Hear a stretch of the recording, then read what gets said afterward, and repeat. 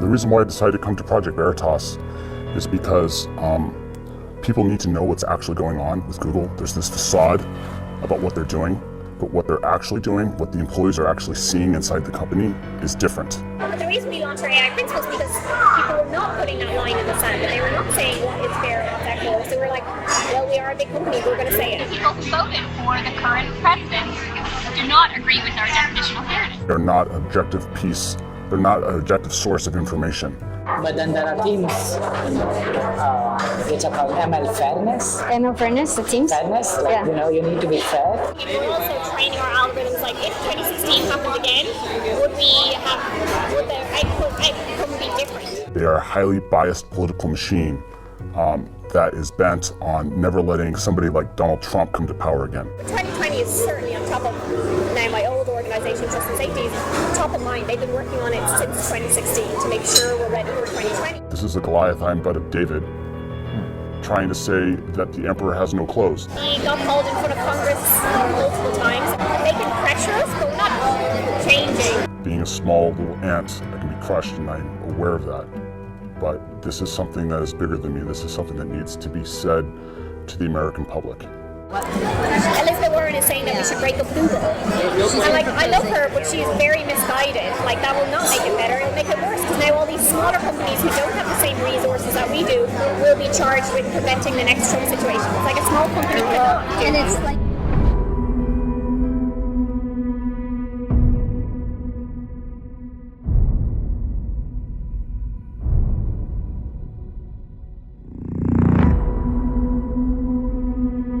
Earlier this year, a Facebook insider exposed deboosting of conservatives on Facebook.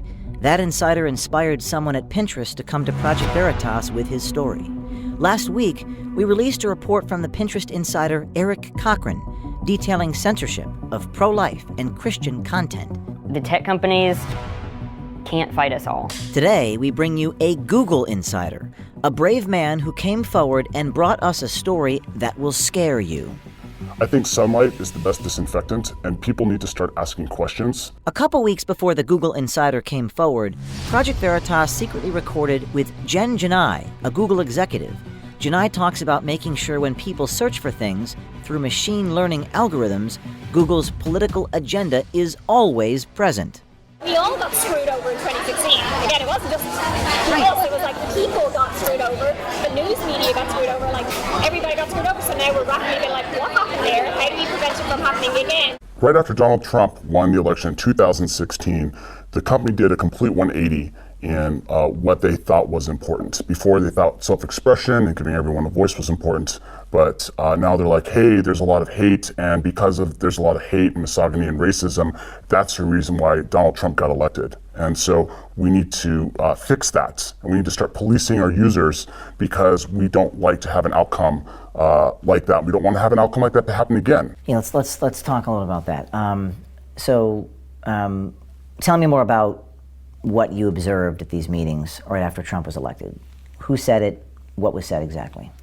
So the things that changed was that the TJFs, they started talking about the need to combat hate and racism online, and also at YouTube they had the same talks by the CEO Susan, and they talked about combating that and getting rid of unfairness. And so slowly they started introducing the concept of machine learning fairness. Jen Janai is the head of responsible innovation at Google Global Affairs.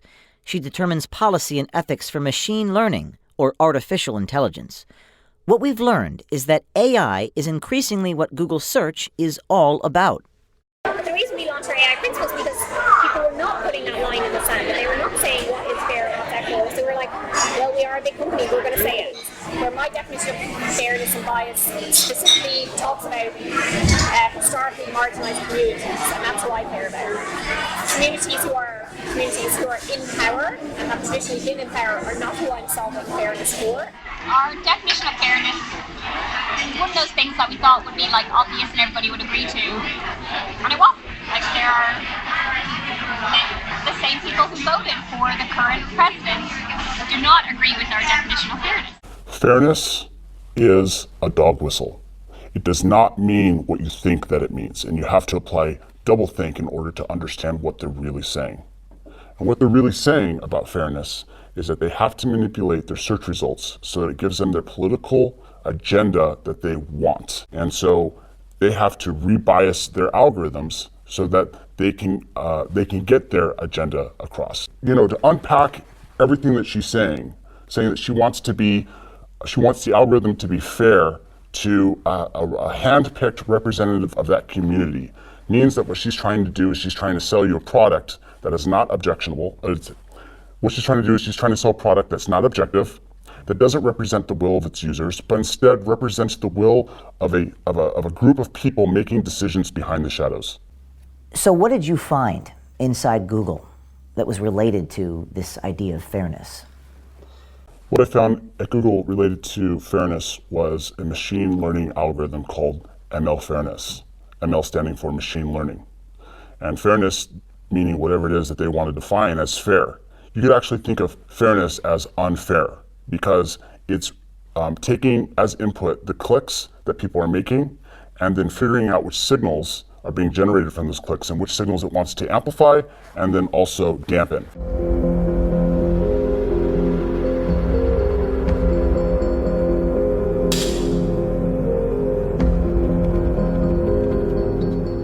So I have Google.com up in front of me, and I'm going to try to put this AI machine learning thing to the test. I'm going to type in the following words: men can.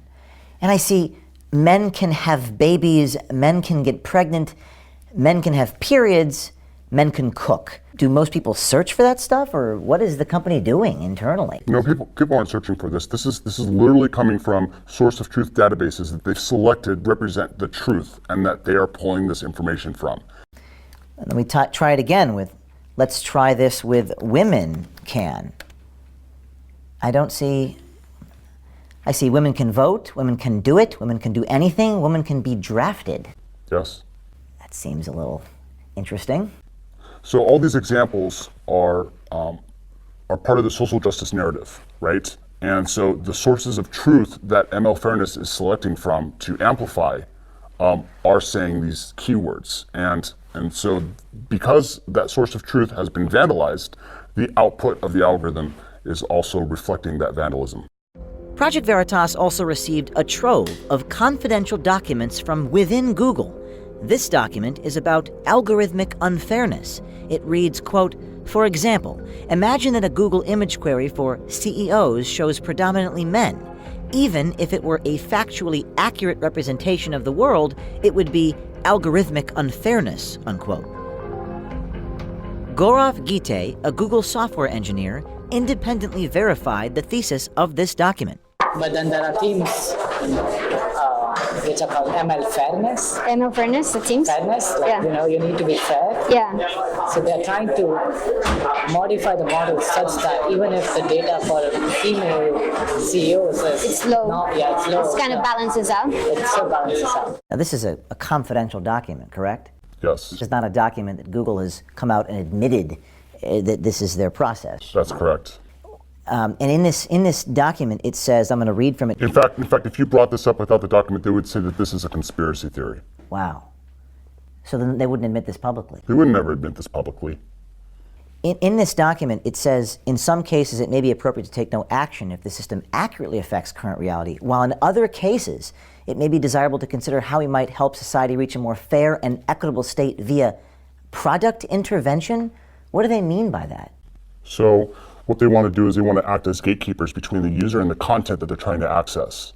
And so they're going to come in, they're going to filter the content, and they're going to say, actually, we don't want to give the user access to that information because it's going to create an outcome that's undesirable to us.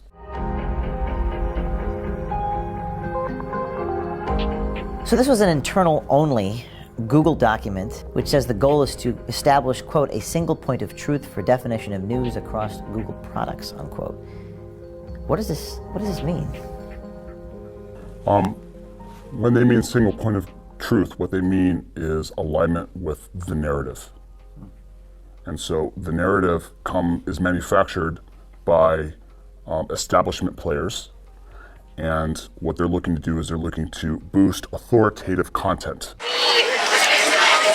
I've got accusations accusations on around the fairness is that we're unfair to conservatives because we are choosing what we define as credible news sources, and those news sources don't necessarily overlap with conservative sources, and so we're getting accusations of fair from one side. Does Google have an editorial agenda? Does the company make news decisions? Is that what I'm seeing in this document? Yes. This is describing what's happening with Google News. Would Google have a problem if people saw this document? Yeah, I think so. Why wouldn't Google want people to see this document? The reason why is because right here in some of these boxes, they're applying editorial, their editorial agenda onto the news sources. And if you were to expand that, you would see that there's machine learning fairness within these algorithmic checks. And they state right here that it's for crawlability and extractability, but in reality, does it fall in line with their agenda? And if it does, it pops to the top, and if it doesn't, then it gets buried. Other internal documents expose Google's hopes for ML fairness. Training data are collected and classified. Algorithms are programmed. Media are filtered, ranked, aggregated, and generated. People, like us, are programmed. Sounds like social engineering, not search querying.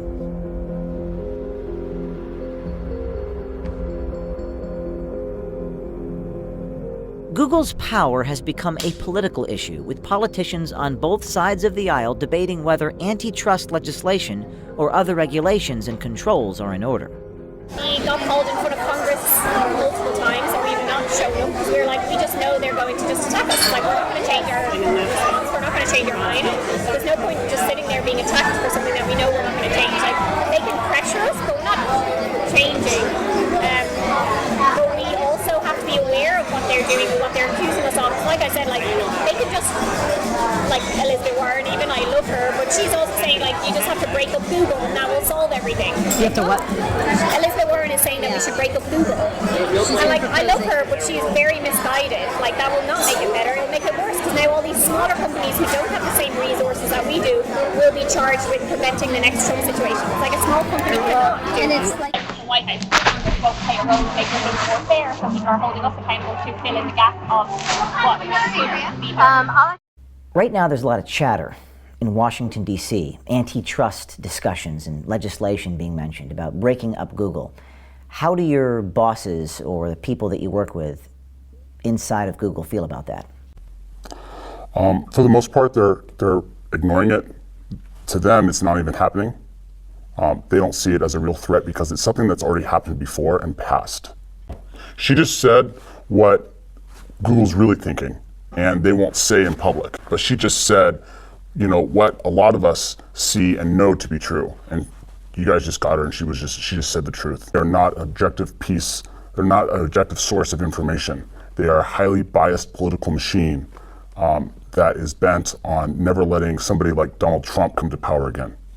2020 is certainly on top of, now my old organisation, Trust and Safety, is top of mind. They've been working on it since 2016 to make sure we're ready for 2020. So training our algorithms, like if 2016 happened again, would the outcome be different? It's unclear what Janai is exactly referring to, but Google's political agenda is undeniable. What are some other things I can type here? Hillary Clinton's emails are, it doesn't even give you a result. Google is suggesting that people do not search for this term. Is that correct? That's what they're saying. It's not even worth returning any results. But people do search for this. Absolutely, and you can tell that because you can cross-reference some of their other services that prove that people are. If you want to get an example, go to trends.google.com. Okay, I'll do that right now. Trends.google.com. And shall I? Hillary Clinton's emails, yes.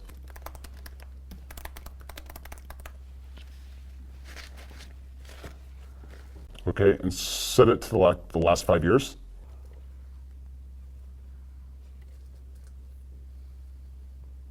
Seems like we had a spike in October of 2016. It says 100 I guess that is that 100. It's all relative. So in order to get an idea of the relative importance of this, you're going to want to compare it against another search term.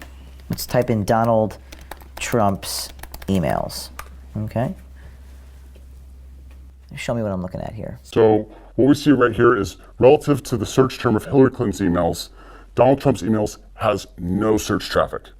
No search traffic. Now let's go back to google.com and search for Donald Trump's emails, and it should show us no autocomplete because according to Google, no one searches for it compared to Hillary Clinton's emails. But it does. It gives us a whole bunch of different examples for autocomplete. So fewer people search for this and it autocompletes, and everyone searches for Hillary Clinton's email and it doesn't. That's right. What's the explanation? Well, according to them, Hillary Clinton's emails is a conspiracy theory, and it's unfair to return results based on her emails. And so through their program of ML fairness, they've deleted the autocomplete off the internet like it didn't even exist. How did they do that? Was it manually? Was it a human being? Was it a machine? AI? Well, the way that it works is that they're training the AI now with a bunch of humans that you could consider them social justice warriors or whatever you want to label them, but they are feeding the information and training the AI so that it will return results like this. And when they aren't able to train it, there's actually someone that will go through and manually delete certain keyword terms or put it as a blacklist. There's a lot of people filing bugs internally against Google, against these invalid results, and they ignore them because they've got no interest in fixing things that go against their social justice narrative or reduce what they consider to be fair. Google is protected by Section 230 of the Communications Decency Act. It says, quote, "No provider or user of an interactive computer service shall be treated as the publisher or speaker of any information provided by another information content provider," unquote. Meaning Google is not liable for any content on their platform. Some people think a solution is this Section 230 and taking it away. I mean, they violated not only the letter of the law, but the spirit of the law. Section 230 says that in order for them to be a platform, they can't censor the content that they have. And instead, they decided to act as a publisher, making them responsible for everything that they put on. And they're still masquerading as a platform, even though they're acting as a publisher. It doesn't stop with Google search. Our insider says political biases are censoring voices on YouTube, owned by Google as well. He says the YouTube rollout discussion was at a rather bizarre location. They didn't have it. It was a special occasion that happened in May, and they invited us all to the Masonic Temple to talk about the future of the company for YouTube, and they described that they were going to have more content filtering. And right after that happened, a lot of the content creators started to get demonetized, and their videos started to get deranked. I'm talking about Dave Rubin, talking about Carpe Diem, talking about Tim Pool, and a lot of the other content creators that are within the YouTube ecosystem just saw their view counts just go through the floor. What did YouTube do to make their view counts go down? So Google is targeting what they consider to be right-wing news commentators. So that includes Tim Pool, Dave Rubin, Stephen Crowder, and a host of other right-wing people that they are coming in and they're deciding that they don't want these opinions to have a wide appeal. And so they're coming in and they're putting their thumb down and they're deciding which content the users are allowed to see. The way that Google is able to target people is that they take videos and then they do a transliteration through using artificial intelligence. And they look at the translated text of what those people are saying, and then they assign certain categories to them, like right-winger or news talk, and then they're able to take those and apply their algorithmic rebiasing unfairness algorithms to them so that their content is suppressed across the platform. Specifically, the insider verified that PragerU, the conservative educational YouTube channel, and talk show host Dave Rubin's videos received heightened analysis in the artificial intelligence program Viacom. Viacom polices YouTube distribution, singling Prager and Rubin out as right-wing and news talk. So they're applying narrative control. What's scary about this to you? What's scary is that Google's deciding what's important and what's not important. They are going through and they're effectively deleting conversations from the national narrative. It reminds me of a book called 1984, and that should have been a warning. 1984 should not be a user manual on how to run society. And Google is falling directly into that trap, where they're deciding what gets read, what gets consumed, what people are able to click on, what appears. It reminds me a lot of fascism. It's not just about burning books. When videos get pulled off of a platform, that's also a form of censorship. I've been living this for, years. And so, it's like, yeah, that's what it is. And for other people, it's shocking. But for me, it's like, this is why I'm coming forward. Because it is shocking. And people have no idea that it's happening. And they still think that Google is an objective source of information, and it's not. Are you afraid? I am afraid. I was more afraid, but I had a lot of difficulty with the concept of, my life ending because of this. But I imagined what the other world would look like, and it's not a place that I'd want to live in. What do you think is going to happen next for you? Hopefully I get away with it and nothing bad happens, but bad things can happen. I mean, this is a behemoth, this is a Goliath, I'm but a David, trying to say that the emperor has no clothes. And being a small little ant, I can be crushed, and I'm aware of that. But this is something that is bigger than me. This is something that needs to be said to the American public. This year, insiders approached Project Veritas and told their stories, exposing the giants in Silicon Valley. Thanks to the bravery and courage these insiders are showing, big tech is being held accountable. This is a watershed moment. It's not the New York Times or CBS News doing the work. It's individual citizens, anonymous heroes who put their careers on the line, and they've struck a nerve and found their voice at Project Veritas. People always ask me, what can I do? You can follow the lead of Eric Cochran and the Google Insider. You too can be brave, wear a camera, and contact us securely at projectveritas.com/brave.